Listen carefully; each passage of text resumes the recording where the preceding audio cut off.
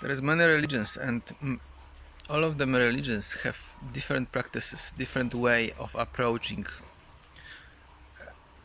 God, existence. In some of the methods we can see people bowing. In some of the methods we can see people even laying down on the floor.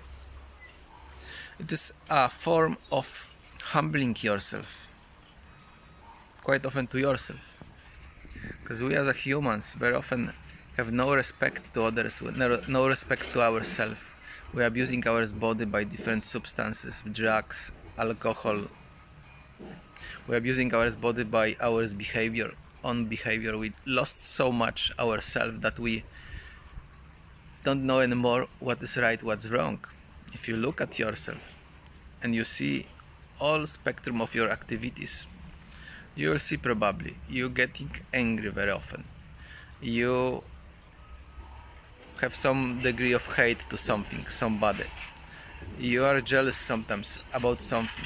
You are very often pride about different things, which not necessarily this is good pride. It's maybe not good pride.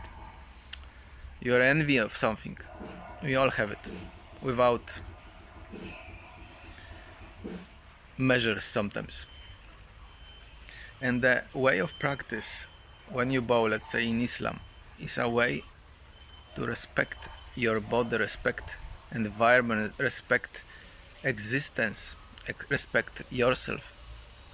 It is like looking deeply inside of yourself while you're doing, and you are in the way of quietness, way of silence, way of stillness, way of humbleness.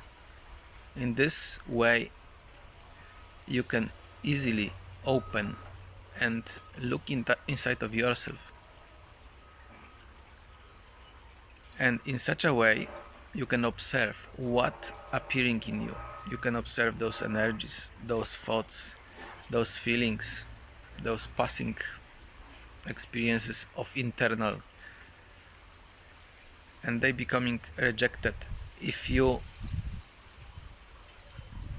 deserve that. Because when there is arrogance in us, disrespect, arrogance, lack of humbleness, this most likely not gonna happen. You see, existence is very intelligent. It sees us inside. It sees what our intentions are, which direction we're going. It took me quite a long time in order to perceive things this way. And I seen my arrogance for a very long time. I pray, I did this, and in the same way my mind chattered. My mind speak about things. My mind was unhappy. My mind was this. But in the due process and course of meditation, prayer, all of it slowly becoming removed. So when this chatter, when this stuff become quiet, you can suddenly plug to that light. You can suddenly start rightly meditate, start rightly practice. It is like existence at some point of time reject and pacify this troublemaker inside, this egoic, nasty, angry, arrogant mind, which is your product, your past behaviors. You're listening and observing wrong things in this world and doing the same. So our arrogance must go in order to plug to those right sources, to sources of healing, because actually we do it because we want to feel well. We want to plug to sources of healing, to repair those broken pieces in us. That most people which go into spiritual way, including me, discover. They wanted again that peace and love and good vibe feeling. That's why they decided to go there. And there are other category of people which simply have love, have everything, and they somehow lack of intelligence, and they're doing everything to just waste this. They think they can do those things without measures, but all of it have consequences. After a while they will burn all of this sulfur inside, and they will become the category I am on, or others on spiritual ways and paths. They will start repairing it. It is like life cycle. But hopefully, those who went to that category of people which repairing themselves will keep and remember their lessons forever.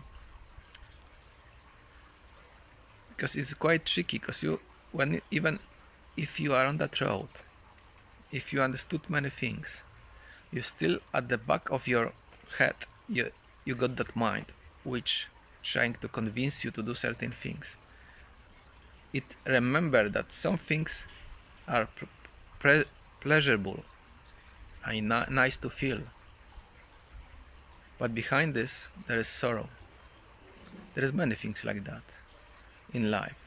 We may think when we booze, when we drink alcohol, we got nice fun, but we don't see really what this does.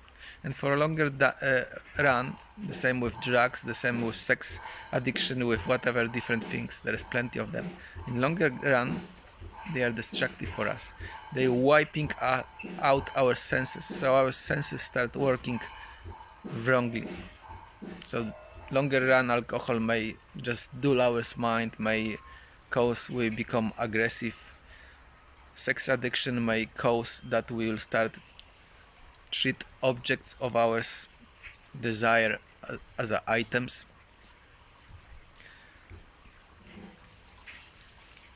Drugs addiction, I not have to say about this because this is obvious. We can see what this does with people. Cause people to be like zombies, even worse. And there is many things in this world which are simply at the surface tasty, but behind of it there is sorrow, there is unhappiness, and somehow existence know it. Those things are available, but we got this free will, and it's up to us what we reach hand, for what we reach hands. It is like test for us. Perhaps we need to learn, perhaps not, because there is plenty of super valuable things and clear sources of happiness, joy in this world, and we not have to reach for those things which ultimately destroy us.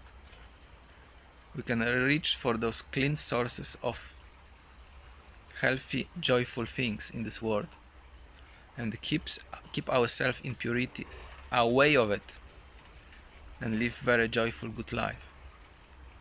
That's the art, maybe art of meditation, art of prayer, actually art of living. To recognize this and never step away from the right track. Assalamu alaikum.